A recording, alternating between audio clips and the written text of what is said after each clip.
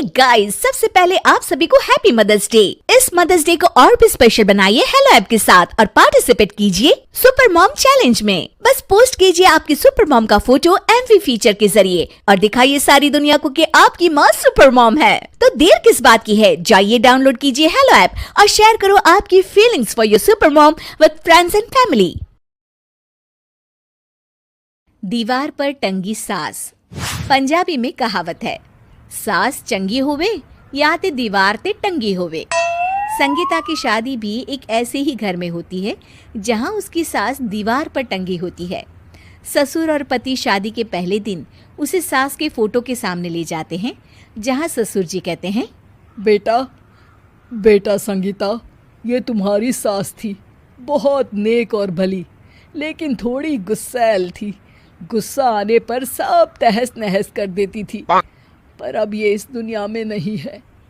हाँ संगीता, माँ होती तो तुम इनकी कोई बात टाल नहीं सकती थी, वरना तो माँ घर में भूचाल ले आती। संगीता मन में खुश होती है कि अच्छा है कि ऐसी औरत अब इस घर में नहीं है, लेकिन दिखावे के लिए वो जैसे ही सास की फोटो के सामने हाथ जोड़कर खड़ी होती है, ये क्या? सास उसे देखकर मुस्कुराने लगी।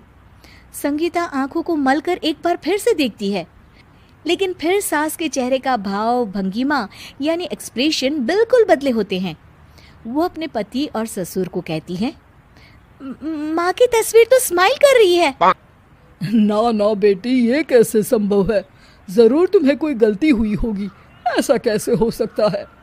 लगता है तुम शादी की सारी फॉर्मेलिटी करते करते थक गई हो, तुम्हें आराम की जरूरत है संगीता।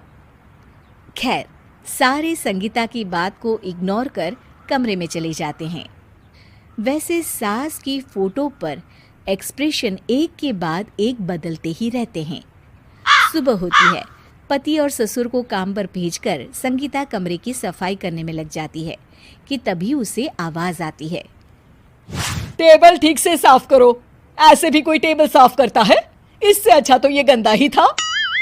किसी औरत की आवाज सुन संगीता दंग रह जाती है और सोचने लगती है कि आवाज कहाँ से आई। आवाज को नजरअंदाज कर वो फिर से अपना काम करना शुरू करती है, लेकिन इस बार तो आवाज बिल्कुल उसके कान के पास से आती है।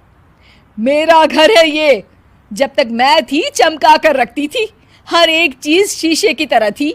तुम्हें तो ना सफाई आती है ना कुछ पता है। क्यों तुम्हें मेरे घर की जिम्मेदारी दे दी गई है? पता नहीं तुम में मेरे बेटे को क्या दिखाई दिया।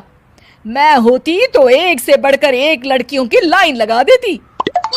अब संगीता को समझने में देर नहीं लगी कि ये आवाज किसी और की नहीं बल्कि उसकी सास की है, जो दीवार पर टंगी है। वो उसके पास जाती है और कहती है, नमस्ते सासू माँ, मुझे तो कल ही लग रहा था कि दीवार में कुछ काला है। वो दीवार नहीं, दाल होती है पगली। सही पकड़े हैं सासू माँ। तो क्या हो गया आपको जो आप यहाँ भी चैन से नहीं बैठी हैं? सुना मैंने आपका व्यवहार काफी गुस्से वाला था। चुप रह तू, ज्यादा बकर बकर ना कर। घर का काम करना तो आता नहीं, आई है मुझसे बहस करने। हाँ देखिए सासू माँ, मैं आपसे साफ साफ कह देती हूँ, मुझसे पंगा लेने की कोशिश मत करिएगा। तभी पीछे से संगीता का पति आता है।